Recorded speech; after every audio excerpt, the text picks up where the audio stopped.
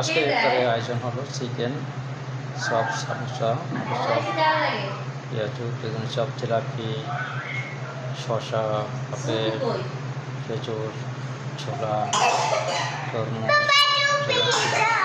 মুড়ি, চিরা, দই, মাঠা, লাভা।